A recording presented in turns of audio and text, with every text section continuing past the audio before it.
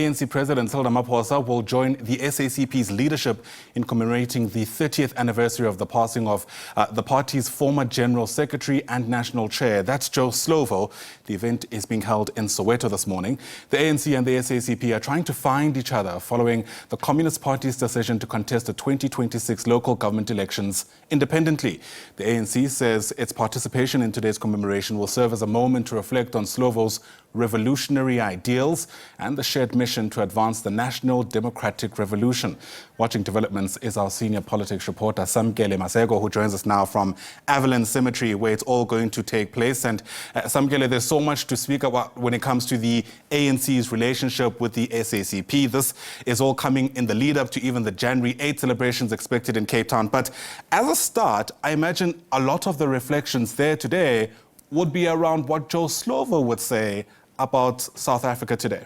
Indeed, and many of the reflections today will be about the current political trajectory that the country is on, the current epoch that the liberation movement and the mass democratic movement is on at this particular phase, knowing the SACP Special National Conference resolution to implement it in 2026 to contest the 2026 local government elections alone. But I'm going to bring in Mr. Madala Masuku, who is the Deputy General Secretary of the SACP. Mr. Masuku, just the essence of the legacy of Joe Slovo, the close-knit relationship Joe Slovo enjoyed with his co-negotiator at the time, Cyril Ramaphosa, in the negotiations to the first elections in 1994. Looking at the current contemporary politics within the country, particularly this epoch where you as the SACP have resolved to contest the 2026 local government elections alone, what can we anticipate that will come out of the message of the African National Congress?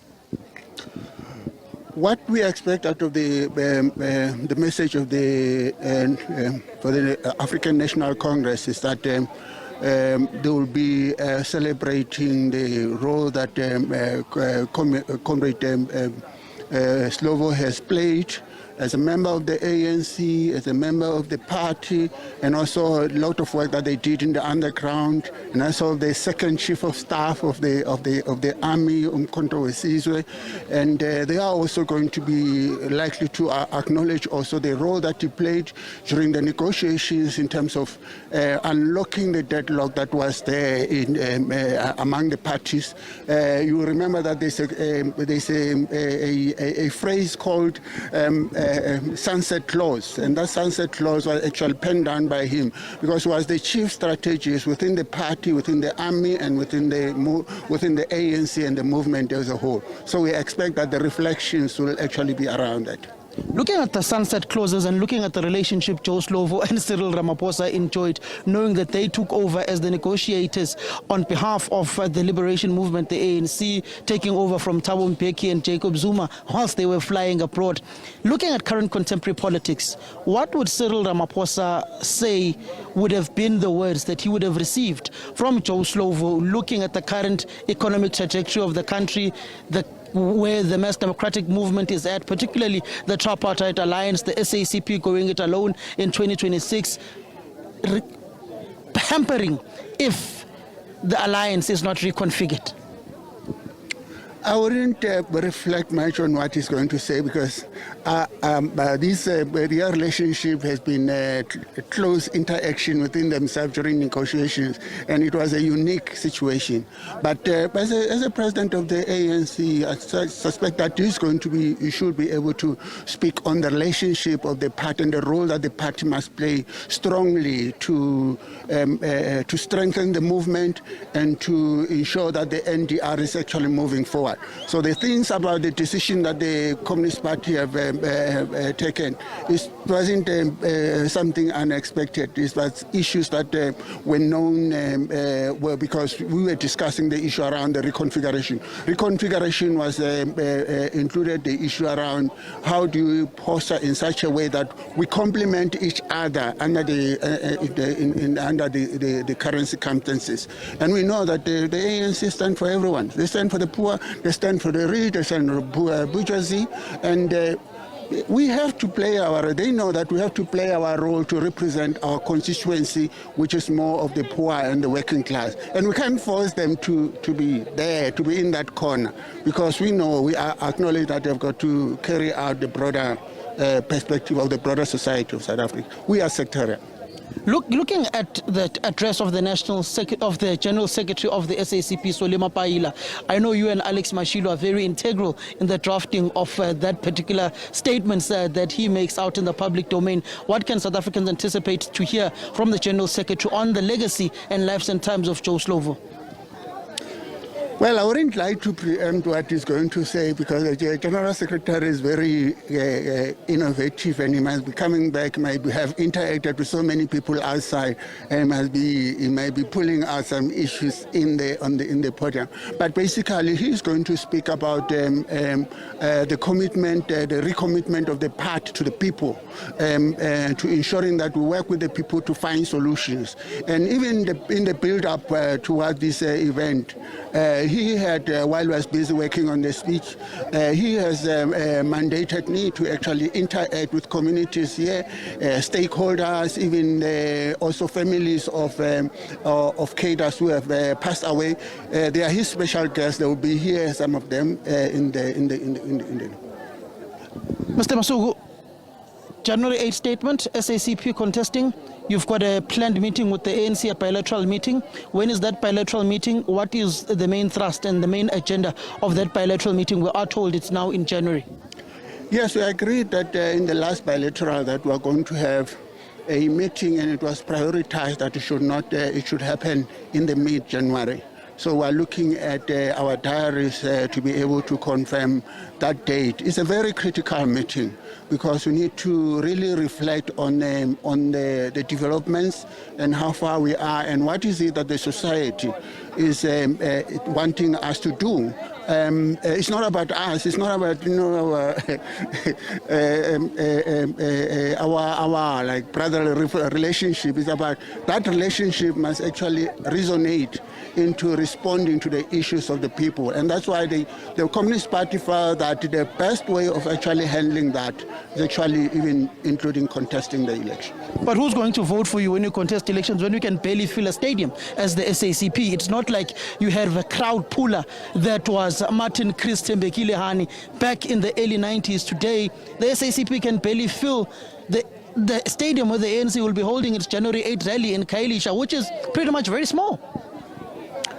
Samkele is a very complex relationship, and the way the Communist Party works is a bit complex. And it's complex in such a way that many people do not understand, and they don't understand why the Communist Party had to behave the way it behaved. So we need to clarify it.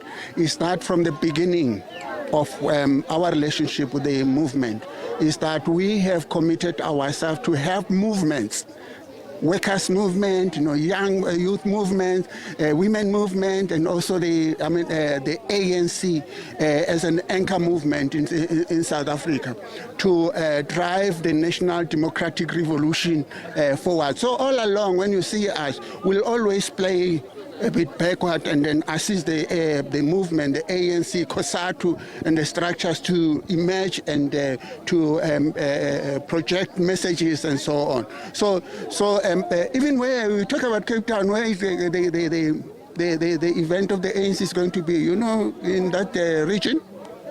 That in that region, that the leadership of the ANC, that in that region, so actually, majority of it is the ANC, the deputy secretary, the deputy provincial secretary of the party, so actually the deputy chair of the ANC.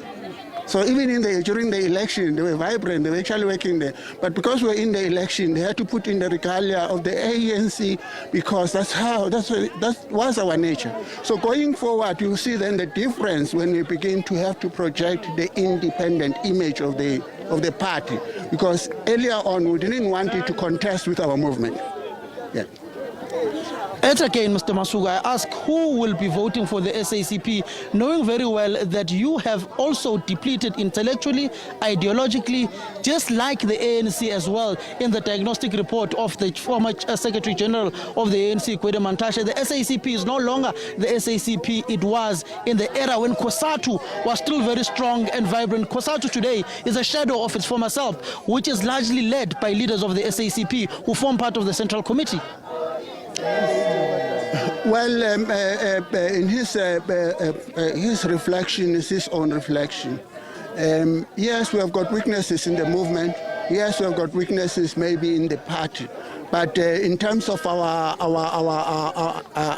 impact in the movement within the within the workers, and also even within the ANC itself, it's known the impact is actually very high. So who is going to vote for the party? We believe is that constituency that we are going to be representing. And we believe that is those constituencies, when we clarify, the role of the party, what it is, what it was even in the alliance itself, and what it is now in the society now that we are going to have, we believe that they will actually agree with us, because they will always agree with us even when they go and vote for the ANC, some of them.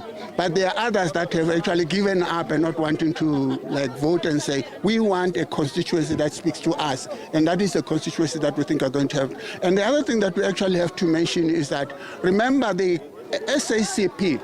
The SACP is not, we are not going to put beauty contests and contestant there.